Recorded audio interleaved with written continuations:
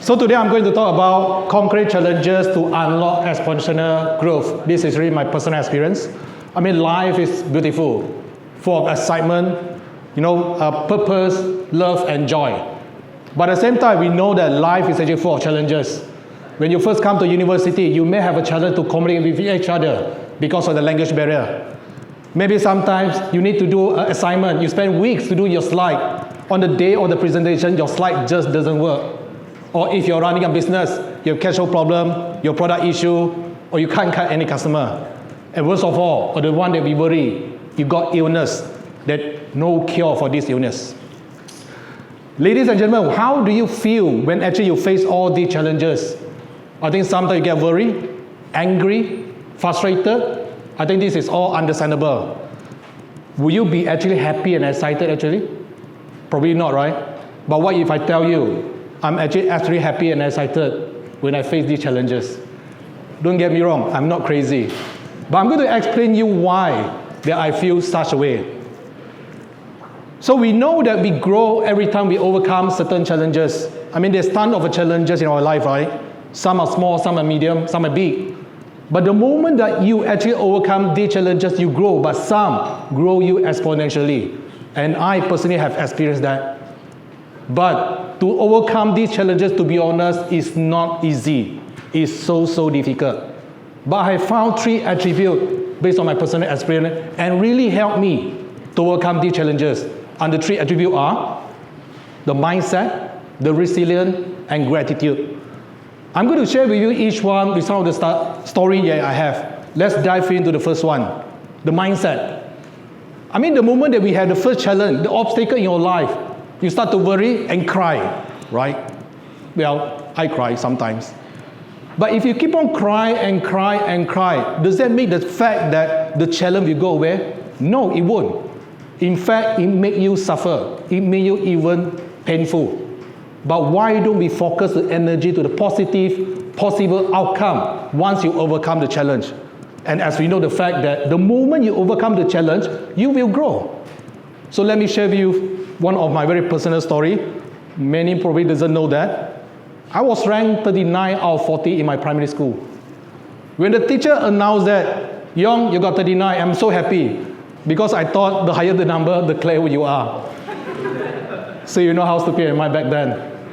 And then I run back to home and I tell my dad, I said, Daddy, I got 39 and my best friend got 40. My dad looked at me, smiled, I said, congratulations. But deep inside, he's so worried about me if I can ever survive in this competitive world. After a couple of years, then I know that I was last in the class and I wanted to become an engineer. Do you see the gap? The journey and the challenge, I need to be there. Fast forward. I'm 45 years old now. I'm an associate professor in UTM, one of the top universities in Malaysia. I published more than 100 papers, graduated several PhD and master students, secured more than 10 million research grants, represented Malaysia for various international events and also competition. So if you look back when I was young, I was actually last in the class, and now I'm doing okay, and I travel around the world. But what I'm trying to tell you that mindset is very important. Once you have that, the right mindset, anything is possible. This is also an experience that actually laid a foundation in my personal philosophy of life. I love sport. And when I was in secondary school, I wanted to become a very good hockey player. It just happened my neighbor played for Olympic. Then of course you want to be good, right? But I was terrible in sport. I still remember the first day I joined the game, my coach asked me to run the game field for 5 rounds. I was like, why you ask me to run for the 5 rounds? It was so tiring.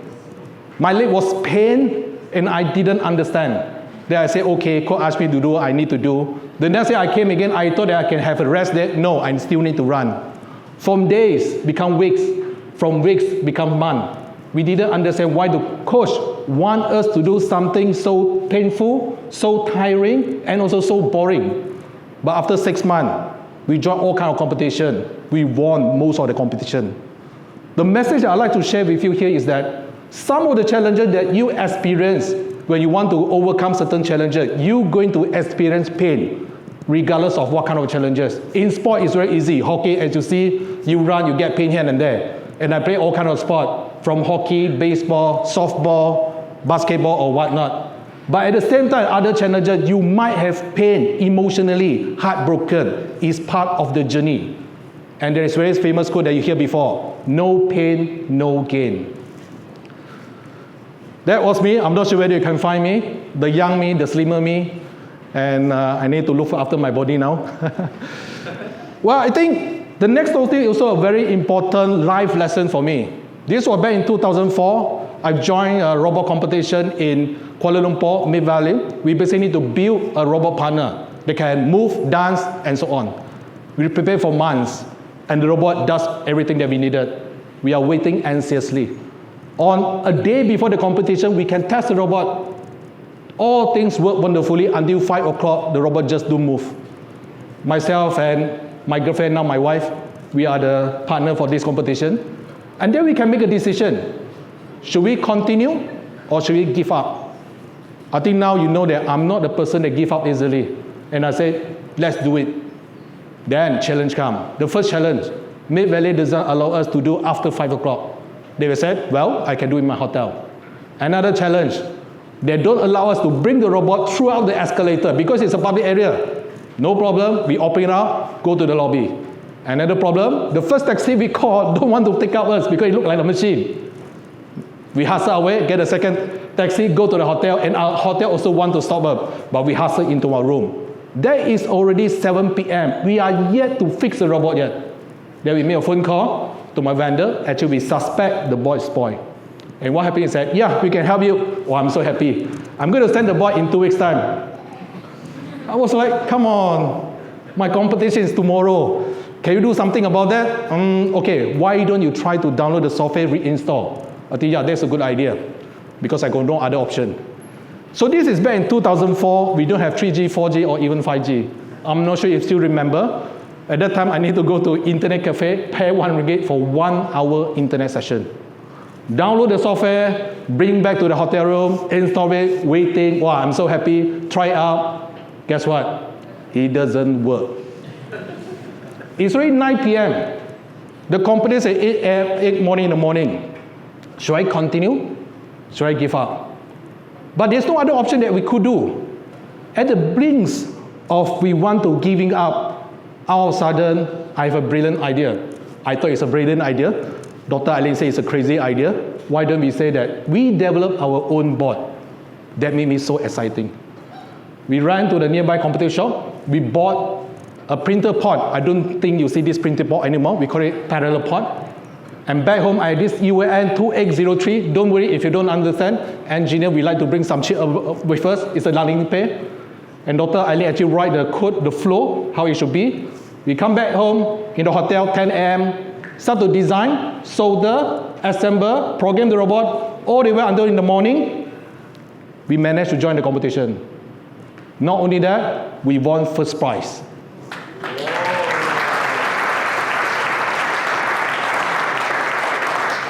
Again, you might think that the exponential growth that I have here is to win the competition. It's not. It's not to meet even the VIP. The biggest learning that deep inside me that there is actually don't give up matter. And that philosophy and mentally has inbred in me until that day all the way. I joined all kind of different competition and also different projects. From then on, I've won more than over 100 awards with my teams and so on. At this point also, you can clap also. I did mention about the first attribute is resilient. I did the second very important is, the first is a mindset. The second very important is actually be resilient. You need to hustle all these challenges because these challenges are not going to be easy for you. I was speaking English poorly. This is back in 2007. I'm a lecturer. Those days when we teach, we use Bahasa. But there is a transition of using English, and I had a difficult time. And at that time, I can make a decision whether I stay on as a lecturer or move on to different job that the reason require me to speak English. But again, I don't give up, and I had to think of a way to improve my English. So we apply all kind of a position, and we managed to join Imperial College as my PhD studies. That 4 years was fantastic, amazing. But the first 2 years was so tough. Why? Because you try to imagine someone couldn't speak English, try to do a PhD in Imperial College, one of the top universities in the world. It was tough. But I will share that story later. But fast forward, after 4 years, I came back to Malaysia in 2011. And the first thing I did was I joined a pitching competition in English. I didn't expect me to win any competition because other competitors are professors, and so those that have joined debater represent state and also the country. So I just said, why don't try? And that competition, I won first prize. And not only that, I actually won 3-time pitching competition in 3 different years. I actually have delivered 3-time TEDx talk. This is my 4th time. And I have delivered more than 100 invited talk in entrepreneurship, motivation talk, AI, and robotics. Thank you. So I just want you to flashback. Earlier I did mention I couldn't speak English well. I'm not saying that I can speak English very, very well now, but it does the purposes. But very important message is that you need to hustle your way. You need to learn how to learn fast.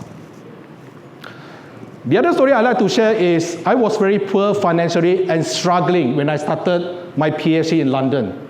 I only have £700 for myself and my wife. Both of us study PhD. To stay in London Zone 1 costs about £1,000. We don't even have money to eat. So we were struggling, and we look at each other sometimes. It's not going to fill our stomach. So we hustle our way. The first thing that we did was we didn't stay in Zone 1. We stayed in Zone 4 far away. And then we didn't take tube because it's so expensive. We actually bought a motorcycle from eBay, £300. And the petrol was only £30. If I were to take tube, it cost me £200. So this actually taught me a lesson about finance that I never take it serious in the past. And before I went to London, we like to watch movie. In a year, maybe I watch about 6 movies. In London, I watch more than 50 movies. You might ask, Yeong, how you get the money? I watch all the movie for free. Why? I become a reviewer. Then coming back to the reason, I want to learn English. One way is to become a reviewer and they pay you. That's a good deal, right? So this journey and this experience taught me about getting deal and looking for opportunity. Then I get £1 car and I ran for 3 days. I travel around UK. From there onward, I see the world is so big. And then I travel around the world with a limited budget and limited resources. So the message I'd like to bring you here before I come to UK, as you know, we are very poor, but we can do so many things. You need to think out of the box. I'm a lecturer as a profession, and I'm trying to become an entrepreneur. When I came back in 2011, I see myself as a lecturer to have a responsibility to build more startup. When I came back, I tell the student lecture, and they say, Dr. Yeong, you are crazy. Lecturers should teach and do research, not to do business. And again, I know that you know that I'm very resilient. Then I said, I challenge myself. I built my own business. And I was so shocked. It is so difficult. I couldn't understand business plan, market plan, cash flow, and so on. But I did found a company called DF Automation. Fast forward now, we have deployed 500 robots to 10 different countries. We have hired more than 70 staff. And not only this company, I founded more than 10 companies, including Tech Innovation with Dr. Koh Kang Siam, and so on. Never in my life that I would thought that I'll become an engineer, or associate professor, or even the founder of a company. And never in my life that I think that I can become a business coach. And actually, I won the Best Entrepreneurship Mentor Award in 2015. So the message that I'd like to bring you here is, dare to be different. Don't worry. And my wife used a statement, you have a thick skin. So the next is actually, I think also the very important one, gratitude. Then you might ask, Yeong, you already very charmed already. I mean, you already have a challenge. Why you want to be thankful? Let me share with you. I think we all remember COVID pandemic. It was tough. The hospitals are overwhelming. Doctors and nurses working 24/7. People are dying. People are crying, complaining, and so on. But the crying and complaint will change the fact that the COVID will run away? Will not. Why don't we do something that we can help? And we know this quote, very famous quote, the bigger the challenge, the bigger the opportunity. So what we did, within 2 weeks in MCO, we actually sent a robot to the hospital. At that time, it just want to give back to the society, and we want to be part of the frontliner to help. I'm very happy to serve more than 1,000 meal for the hospital. And we did not actually expect that it got viral a little bit. But what is the learning curve here? It's not actually to be viral in the newspaper, but this is a bit of a side story. My company tried to sell a robot to hospital for 10 years. We couldn't get any deal. It was so difficult. But because of COVID, we managed to go into the healthcare within months. Don't get me wrong again. I did not mean that I want COVID to happen so that I prosper in my business. But what I'm trying to say that the moment of the challenges and obstacles, try to see of the opportunity. There are so many of it. Next is a very personalized experience. I was hospitalized last year, February. I had a shock in my life. My left ear, I couldn't hear at all. So I hospitalized, and the moment that the doctor mentioned cancer and tumor, my life was actually upside down. My life flashes in front of me. Don't get me wrong, I mean, it's okay, I didn't get that. Luckily, it was a viral infection. But then my nerve, permanent damage, now I got this humming sound. I'm not sure if you heard this, called tinnitus. I have this constant high frequency sound, just like a radio that is spoiled. All this out from last year, February, until now. I'm a person that like to be quiet. I don't listen to music. You can try to imagine how this actually affected my life. And sometimes I hope that I can just take it off. The first 2 weeks was so challenging to me. I couldn't sleep. Because the moment I sleep, I can hear that. The moment I want to sleep, it's a noise. So I have a very, very hard time for that 2 weeks. But then I start to again be sad, cry about it. Can I change the fact that this disease or illness is going to run away? It won't.